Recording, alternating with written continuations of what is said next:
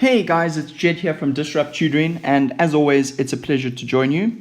Today we're going to calculate the volume of a rectangular prism with the length of 2, the breadth of 1.5, and the height of 0,5. So remember, a rectangular prism is simply something that looks like this. Okay, so I was never a good artist, and you can see why. And they've said to us that the length is 2 meters. So the length is going to be 2 meters. And the breadth is going to be 1.5 meters. And the height is going to be 0,5 meters. Now they've asked us to calculate the volume of the rectangular prism.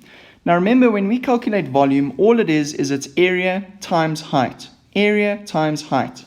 So let's write that down. So we've got volume is equal to the area of a rectangle. So the area is length times breadth, and we times that area by height. So length times breadth times height. Now all we need to do is plug in the values they've given us. So we know that the length is 2 meters. We know that the breadth is 1,5, and we know that the height is 0,5. Now we're able to calculate this quite simply, and if we work this cleverly, we don't even need to use a calculator.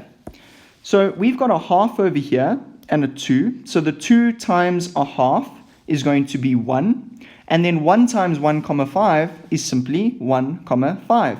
Now you're not going to get the full mark yet. What do we need to add? We need to add meters, our units. We're still not going to get the right mark because we are working in 3 dimensions. And we need to tell them that. So it's going to be meters cubed. And that is your final answer. That's all from me, guys. A very special thank you to our sponsors for making this video possible. Remember to check out our website for more of these epic tutorial videos. If you can't find the answer to your question, send us your question and we'll respond with a personalized video. Until the next time, stay epic.